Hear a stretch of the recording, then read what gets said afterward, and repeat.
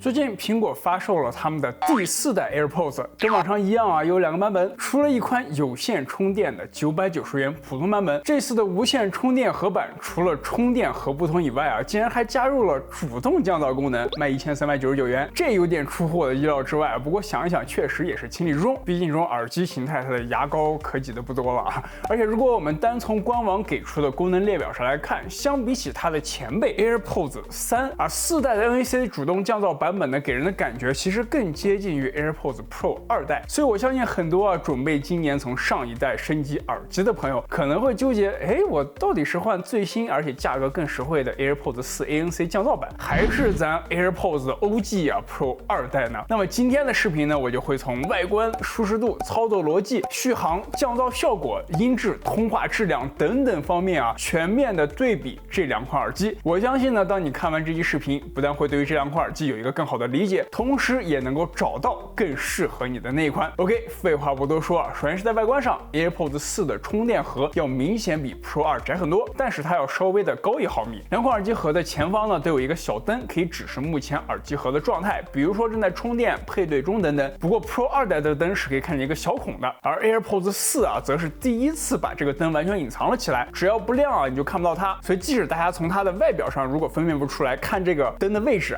就知道哪一个是4代，哪一个是之前的版本了。另外有一点不同之处呢，就是从 AirPods 4之前所有的 AirPods无论是普通版本还是 Pro 版本，它们的背后都有一个配对键，长按可以开启配对模式，用来跟非苹果设备进行配对。但是 AirPods 4呢，则取消了这个按钮，取而代之的是在正面的这个灯处加入了一个传感器，你只需要轻点2下就可以开启配对模式了，算是一个交互上小小的不同。另外这次的4代呢，也像 Pro 2一样，使用了 Type C 的充电口，也在底部加入了一个小扬声器。当然不是说你可以直接用充电盒来播放音频只是你可以在耳机盒找不到了的情况下，通过查找 App 来让耳机盒播放提示音，帮助你找到你的耳机。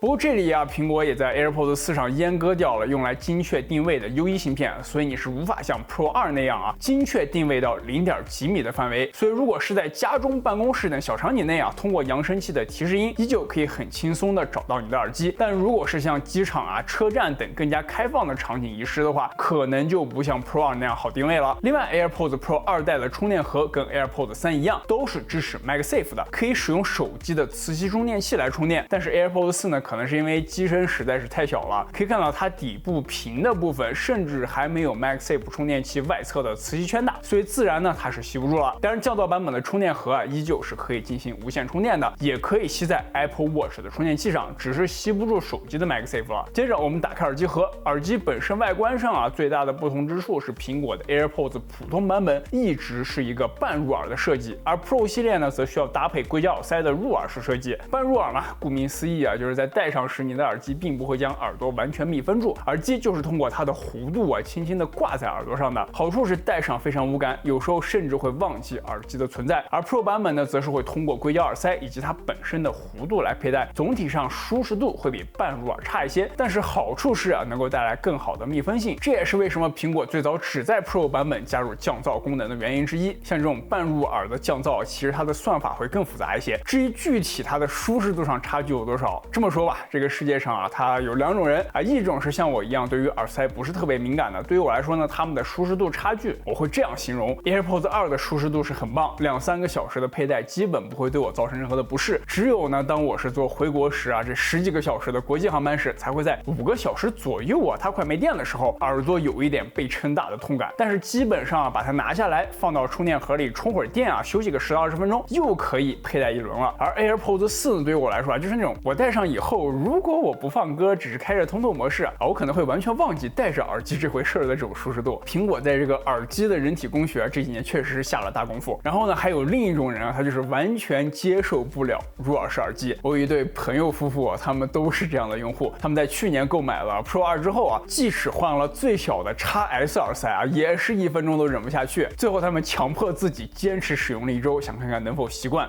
结果还是换回了 AirPods 3。而当我把4代借给他试听时呢，他也告诉我4代对于他来说要明显的比3代舒适，而且会更加牢固。他在使用3代时呢，如果进行这种剧烈的运动耳机会有概率从耳朵脱落。但是4代虽然还是有这种情况发生，但明显要少很多。当然这个也是因人而异每个人的耳朵轮廓都不同。像我的话，从 AirPods 1代到4代都是无论怎么甩都很牢固。那么这里就是说，如果你在使用3代的时候，就是那种轻轻一甩它就掉了的话，那么4代就可能有所提升，但是也不能保证它不掉，可能表现也不会特别的好。这种时候呢，我还是推荐你购买密封性更好、更加牢固的 Pro 2代，只要选对了耳塞根本不可能把它甩掉。接下来我们看看耳机本身在交互逻辑上的不同。两款耳机都支持入耳识别，当你取下耳机时会自动暂停音乐或者视频的播放，并断开耳机的连接，也都支持耳柄处的轻捏操作跟触觉反馈。当你轻捏1次时可以暂停或播放，2次切割等等的操作。不过 Pro 2代呢，则多了一个音量控制功能。当你用手指上下轻扫耳机柄时，可以调节音量，能够更加进一步的解放双手完全不需要将手机从口袋拿出。而且这一次的 iOS 18呢，还加入了一个点头 yes 摇头 no 的功能。当你戴着耳机在收到来电时，Siri 会在耳机中问你有谁谁的来电是否需要接通。这时你只需要点头或者这样摇头就可以选择接听或者拒绝了。这个功能呢，目前是 AirPods 4跟 Pro 2独占的。别说 AirPods 3了，甚至是4000块钱的 AirPods Max 都没这功能。续航方面呢，这里分为开启降噪与关闭降噪的情况。开启降噪时搭配充电盒，AirPods 4呢拥有20个小时的总续航，而 Pro 2则多出一半为30个小时。而单次充电4代与 Pro 2依旧是在开启降噪时分别是4个小时与6个小时的续航，而在关闭降噪后呢 ，AirPods 4在搭配充电盒与独立使用时分别是30个小时与5个小时。这个其实有点奇怪因为 AirPods 3的续航反而更强，是单次6个小时。OK， 那么我们现在来聊一聊这次这个4代降噪版本的重头功能，也是我个人最好奇的一点，就是它这种半入耳耳机的设计，降噪效果到底如何呢？这个我们先看一看官网的描述他说的是 AirPods Pro 2相比起 AirPods Pro 1代以及 AirPods 4 ANC 版本最高提升至2倍。这里呢，我是使用电脑播放了一段模拟飞机上的白噪音来测试对比了4代与 Pro 2代的降噪效果。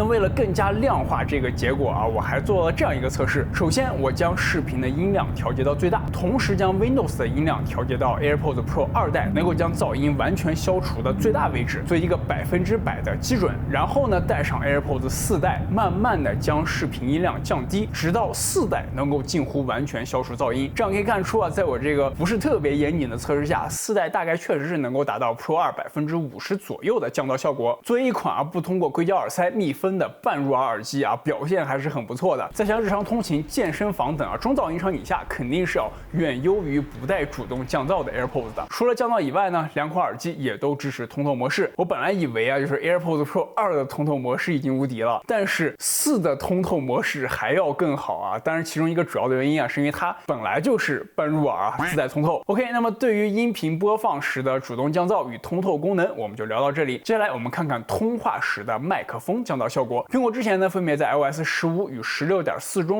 对于 FaceTime 与电话通话中引入了一个叫做语音凸显的功能，可以在使用手机或者耳机麦克风在进行通话时，自动对于身边的环境音进行降噪，以达到凸显人声的效果。我们对于收音的测试也选择在打开这个功能时来进行测试。同时呢，我会使用电脑播放模拟嘈杂街道的音效，这样我们来尝试一下这两款耳机的收音效果到底如何。OK， 那么现在就是我使用 AirPods 4代在进行模拟通话时的收音效果了。这是我随便讲个冷笑话，大家可以听一下效果。首先问为什么我每次拿起相机拍摄照片或者视频啥的，嘴巴就特别的干，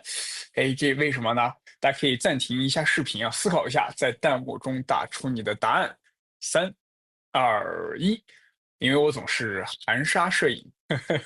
行，那我们现在换成了 AirPods Pro 2代来进行模拟通话时的收音效果测试。依旧是讲个段子就是我们在一个游戏世界中，但为什么游戏里的食物不管是肉还是海鲜，它长得都像是蔬菜呢？